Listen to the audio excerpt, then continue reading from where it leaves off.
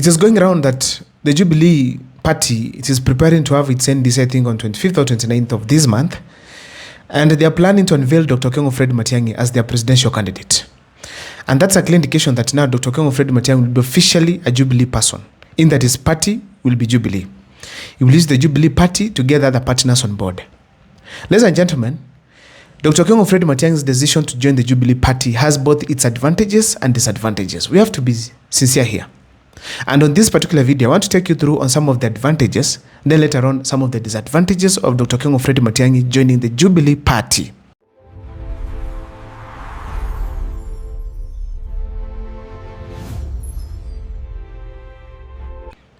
But before I take you through, if this is the first time you're watching my videos at Mkwa Times, please take a second or two to subscribe, like, and comment, because that is the best support you can always give this channel. Now, ladies and gentlemen, as I told before in a video in this channel, I'd said that Dr. Kengo Fred Matiang'i is part and parcel of the Jubilee administration.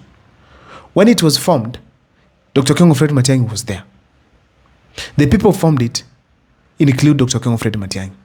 So therefore, the decision to be in Jubilee Party is not bad. It's not a bad decision. It's not a wrong decision as such. Despite having its advantages and disadvantages, it was something to happen. But the fact remains also that in the Kenyan history of politics, there's no party except KANU that has gone twice and then won an election. And ever since we had the best performing president, that is Moi Kibaki, still the PNU went on to die.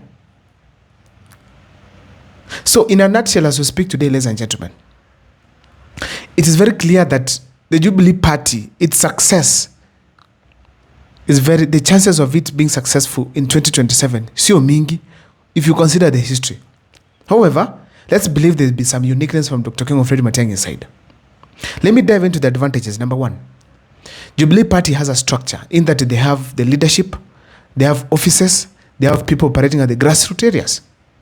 That structure is important considering Dr. Kengo Fred Matiang'i is a new person in politics. He has not vied before.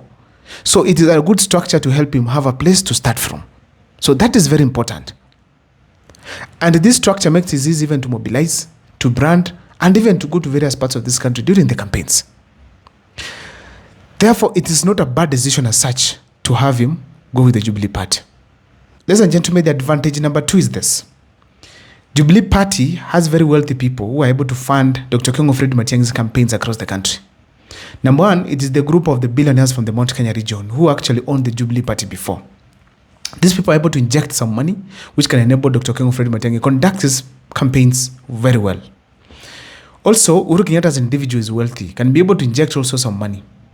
Apart from these two people, the fact remains that also Jubilee Party gets some money that comes to its accounts. Remember, it has members of parliament. And in the constitution, political parties are funded. Once you've met certain threshold of members of parliament, there's an amount of money that you get in every financial year. So the Jubilee Party also is entitled to get some money because it has about not less than 20 members of parliament. So considering this kind of money, then Dr. Kengo Fred Matiang'i has reasons as well to get into the Jubilee Party and start from there. Having some money injected to your party, it's a good starting point for you. So I feel strongly that that one also could have motivated Dr. Kengo Fred Matiang'i to join the Jubilee Party. Apart from that, ladies and gentlemen, it's the manpower.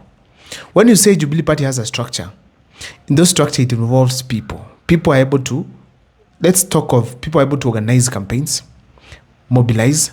Some of them are able to campaign. Some of them are able to run offices.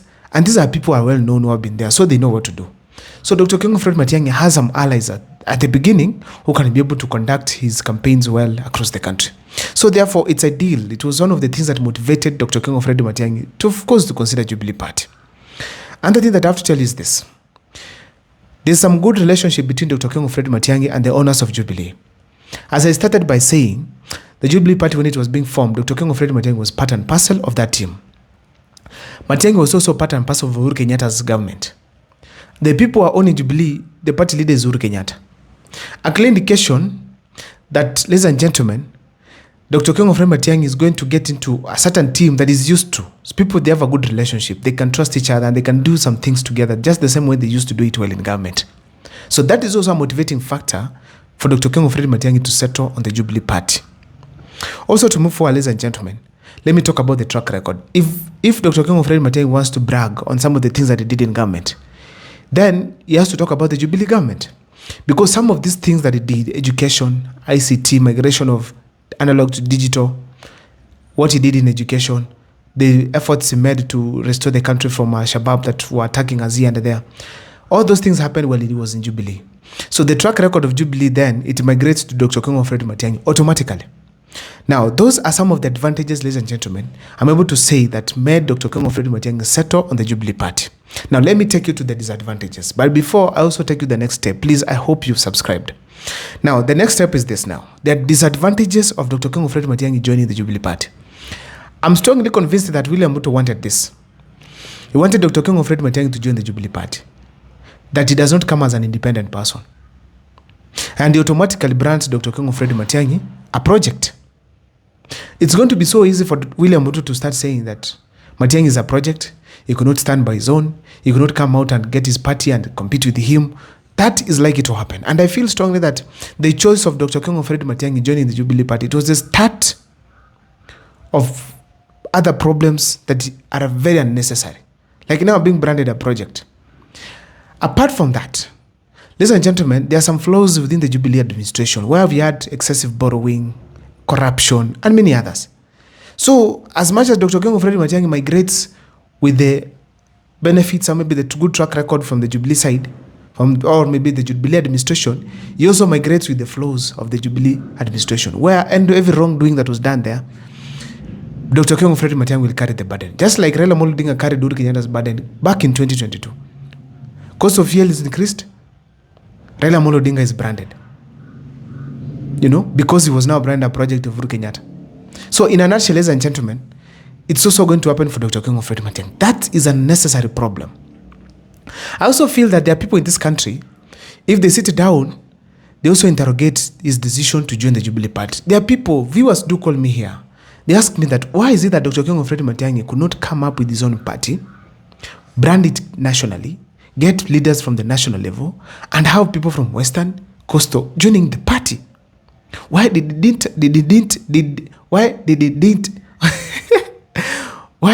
he not do that? That is one of the questions that Kenyans are asking themselves. Those are some of the questions that Kenyans are asking themselves. Why did Matiang'i not form a party? Brand it nationally, because to avoid some of these problems. In a nutshell, there are those who take it that Matiang'i is now confirming is a project of the government.